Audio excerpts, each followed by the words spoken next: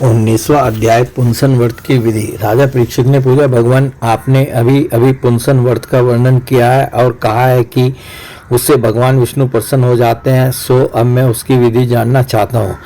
श्री सुखदेव जी ने कहा, परीक्षित, यह पुंसवन व्रत समस्त कामनाओं को पूर्ण करने वाला है। स्त्री को चाहिए कि वह अपने पति देव की आज्ञा लेकर मार्गशीर्ष शुक्ल प्रतिपदा से इसका आरंभ करे। पहले मरुदगण के जन्म की कथा सुनकर ब्राह्मणों से आज्ञा ले, फिर प्रतिदिन सवेरे दातुन आदि से दांत साफ करके स्नान करे, 2 श्वेत वस्त्र धारण करे और आभूषण भी पहन ले। प्रातःकाल कुछ भी खाने से पहले ही भगवान लक्ष्मी नारायण की पूजा करे। इस प्रकार प्रार्थना करे, प्रभु आप पूर्ण काम है, एते आपको किसी से भी कुछ लेना देना नहीं है। आप समस्त विभूतियों के स्वामी और सकल सिद्धि स्वरूप हैं। मैं आपको बार बार नमस्कार करती हूँ।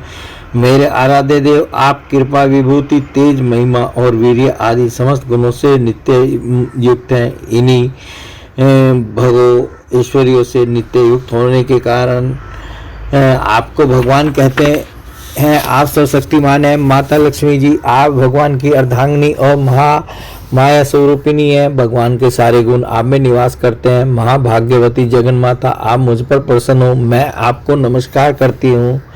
परीक्षित इस प्रकार स्तुति करके एकाग्र चित्त से ओम नमो भगवते महापुरुषाय महानुभावाय महाविभूति पति सह महाविभूति बिरबली मुह रानी ओंकार स्वरूप महानुभाव समस्त महाविभूतियों के स्वामी भगवान पुरुषोत्तम को और उनकी महाविभूतियों को मैं नमस्कार करती हूँ और उन्हें पूजोपहार की सामग्री समर्पण करती हूँ। इस मंत्र के द्वारा प्रतिदिन स्थिर चित्त से विष्णु भगवान का आह्वान, अर्घ्य, पाद आचमन, स्नान, वस्त्र, यज्ञोपवीत, आभूषण, गंध, पुष्प, धूप, दीप और नैवेद्य आदि निवेदन करके पूजन करे। जो नैवेद्य बच रहे उससे ओम नमो भगवते महापुरुषाय महाविभूति पति स्वाहा महानेश्वर के अधिपति भगवान पुरुषोत्तम को नमस्कार है। मैं उन्हीं के लिए इस अविष्य का हवन कर रही हूँ। यह मंत्र बोलकर अग्नि में 12 आहुतियाँ दे। परीक्षित, जो सब प्रकार की संपत्तियों को प्राप्त करना चाहता हो उसे चाहिए कि प्रतिदिन भक्ति भाव से भगवान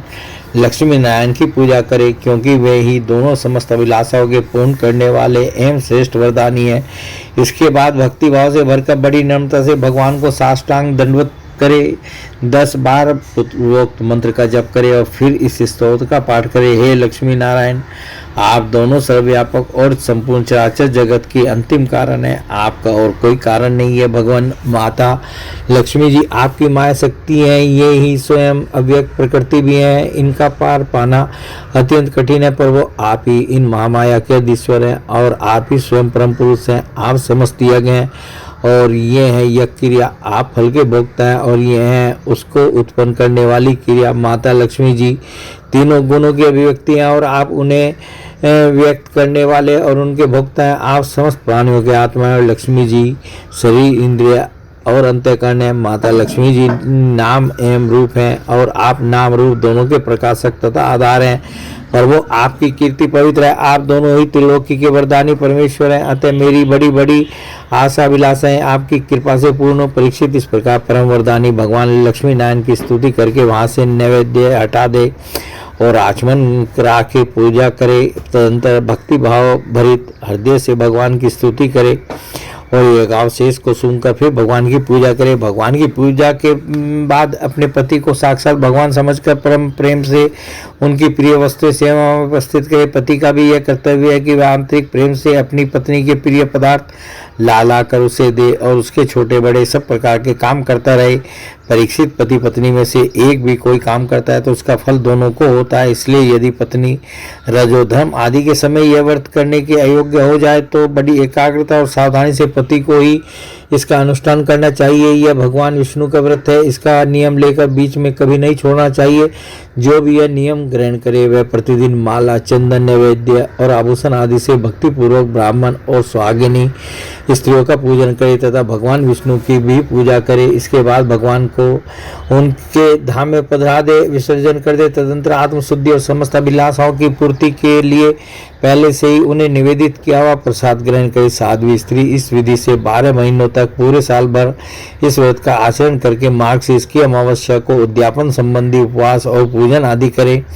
उस दिन प्रातःकाली स्नान करके पूर्ववत विष्णु भगवान का पूजन करे और उसका पति पाक यज्ञ की विधि से घृत मिश्रित खीर की अग्नि में 12 आहुति दे। इसके बाद जब ब्राह्मण प्रसन्न होकर उसे आशीर्वाद दें तो बड़े आदर से सिर झुकाकर उन्हें स्वीकार करे। भक्ति भाव से माथा टेक कर उनके चरणों में प्रणाम करे और उनकी आज्ञा लेकर भोजन करे। पहले आचार्य को भोजन कराए, फिर मौन होकर भाई बंधुओं के साथ स्वयं भोजन करे। इसके बाद हवन से बची हुई घृत मिश्रित खीर अपने पति को दे, अपनी पत्नी को दे। वह प्रसाद स्त्री को सत्पुत्र और सौभाग्य प्रदान करने वाला होता है। परीक्षित, भगवान के इस पुंसवन व्रत का जो मनुष्य विधि पूर्वक अनुष्ठान करता है उसे यही उसकी मनचाही वस्तु मिल जाती है। स्त्री इस व्रत का पालन करके सौभाग्य, संपत्ति, संतान, यश और ग्रह प्राप्त करती है तथा उसका पति चिरायु हो जाता है। इस व्रत का अनुष्ठान करने वाली कन्या समस्त शुभ लक्षणों से युक्त पति प्राप्त करती है और विधवा इस व्रत से निष्पाप होकर वैकुंठ में जाती हैं। जिसके बच्चे मर जाते हैं वह स्त्री इसके प्रभाव से चिरायु